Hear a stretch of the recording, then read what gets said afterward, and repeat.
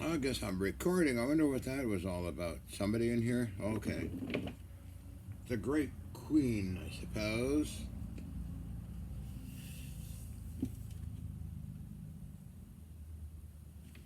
What should I talk about today? I don't know. I've been working all day. I don't feel like talking. Well, I do, kind of. But anyway. Oh, wow. Dominion dudes.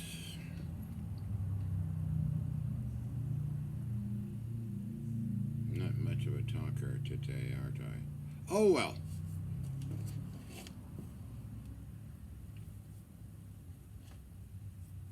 Still got a blue tongue. Methylene blue. Life extension, the practical scientific approach. Okay, right. Let's see. I'll start with my drink that fell.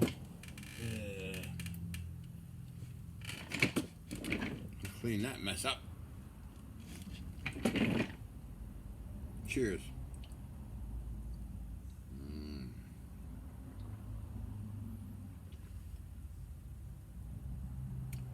So I was busy in the afternoon, morning, afternoon for quite a number of hours and things. Okay. Some days I don't feel like doing anything. Other days I do. Do you ever get like that? All right. I want to talk about going psychic. Going psychic, preparing yourself would be you're in a state of relaxation, preferably without a bit of your sleep pattern might have been disturbed. Maybe you got a 1 night or 1 hour sleep.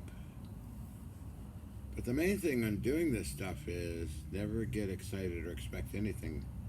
You got to do it like totally relaxed in a non-caring mood.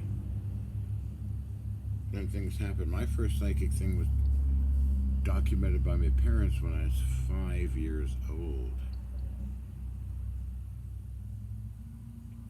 About 5 or earlier or later, I don't know, but they both confirmed that I gave a speech. And the speech was from the House of Lords in England. Huh. So they say. I mean, that's what they say, and they always said it. Plus a few other things I did. And these days, I can feel it stronger, kind of. But I've got to be in the right mood, and talking about it doesn't help. Okay? So, you can almost see what's happening. Sometimes it comes even in dream states, and I repeat the dream to people I know, and they'll comment if it's true or just a bunch of nonsense. But other times, I feel it. It usually comes true. I can feel a presence of a person or other things going on. In a non-caring, non-expecting anything mood. It's interesting. It is interesting. I don't know how long the iPad's going to be running here. It might turn off, but oh well. Why it does that, I don't know when it's fully charged. I have no idea. But a lot of things with the iPad is strange.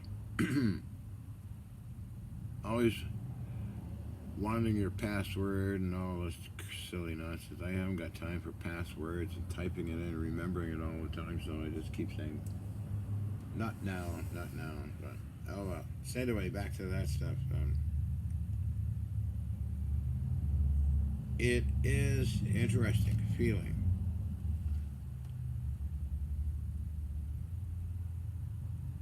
I've had many of those things. Pick up things far away that could be. In the Great Pyramid with Yin and friends, we waited until everybody left the king's chamber and asked me what I felt, and I picked up something like a tunnel. going from the inner part of the pyramid to another location unknown. It was interesting. That was an interesting time.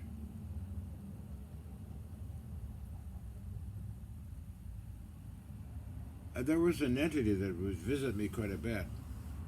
A golden lady. It still comes and goes once in a while, but other things have come and gone more so. I was practicing in the Oracle room. This is about a year ago, maybe now. Wow. Or less. Probably a year ago. A dark room with mirrors and detection gear and equipment.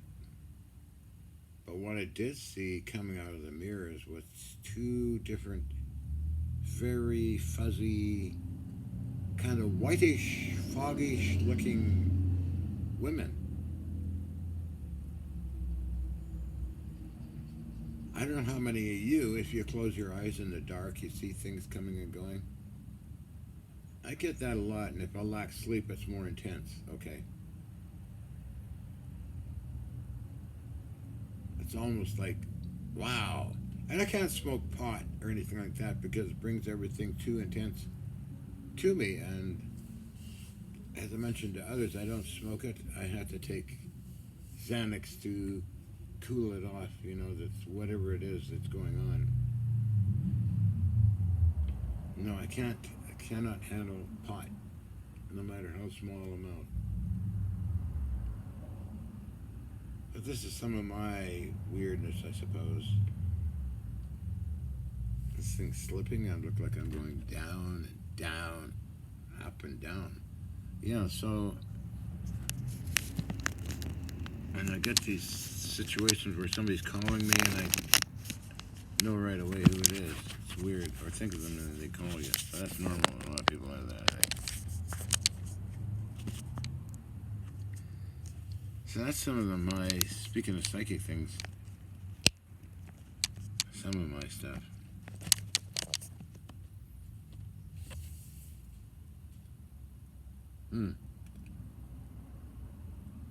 Or working, I see everything before I do it. So I drill holes without measuring anything. I do a lot of that. Machining as well, and building stuff. You just sort of see it in three-dimensional in your head and do it. I've done a lot of that as well. Or even a table saw. I just look at a piece of wood and see where I have to cut it and do it. Like I made that box or that container for that RCH Scott radio that I mentioned in another video I did today for a friend of mine back east who's into radios as well and other things like that, much like I am. So, plus old machinery and other fun things.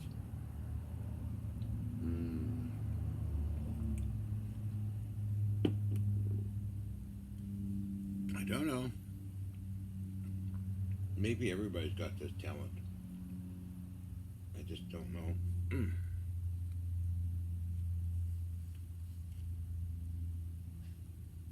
Absolutely fascinating, though.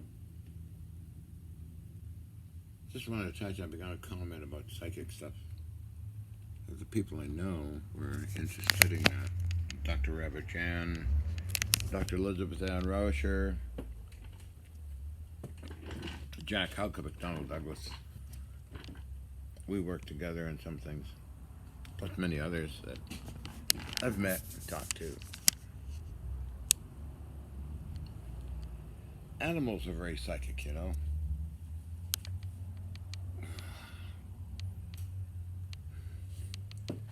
They are quite psychic. So I'll move this mess out of here.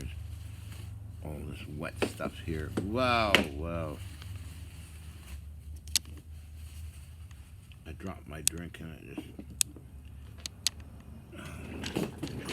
clean it up.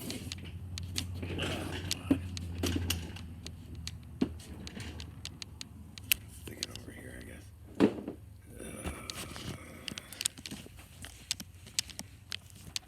What's that?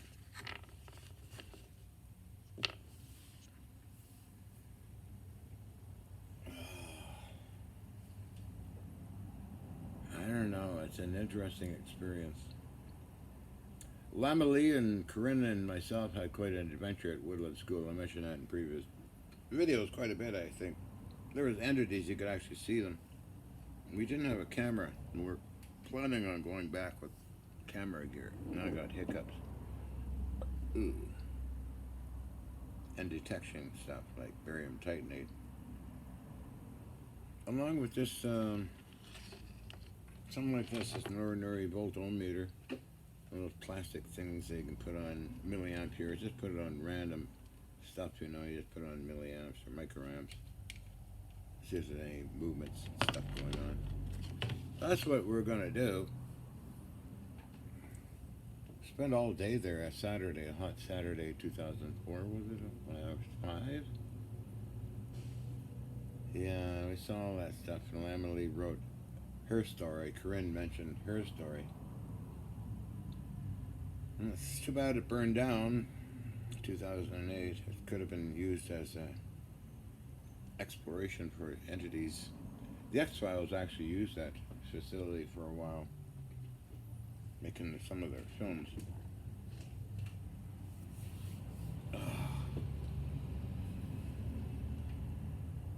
Wow.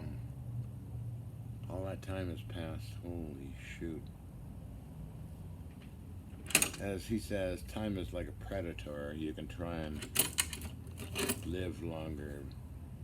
But he says, in Star Trek Generations, you can try, but in the end it gets you. I'm going to some place where it won't get to you. That's called a nexus.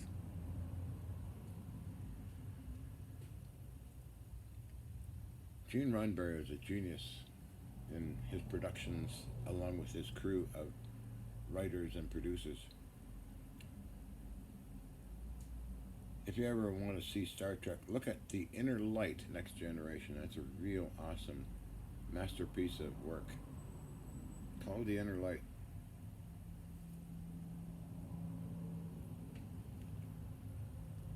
And X-Files have many, many good episodes. Yeah, I dated Scully stunt double, Caroline Allard, who visited Colonel Alexander. Those were fun days. I'm still having fun days with all the new things, of course. But that's all true. Caroline Allard, I wonder where she is today. Met her in 96. Wow, we had a lot of fun doing crazy stuff. No SEX, just actually doing levitation stuff with barium titanate cylinders. Which is kind of interesting, what you can do if you got a good, powerful amplifier and a lot of barium titanate. TV people filmed it somewhere on the internet, but I always remember Caroline putting her business card inside the cylinder itself, and it just went throughout. It just went away. It just flew away. I didn't tape it, unfortunately, but it was quite interesting what we did do, and I'd meet her sometimes on the weekend, Jericho Beach, and she'd read stuff to me. She'd talk a lot on the phone as well, her past situations and stuff like that.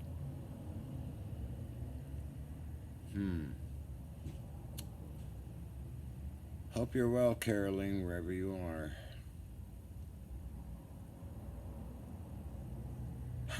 I should have phoned or mentioned to Colonel Alexander that she was on her way, but she kind of just showed up.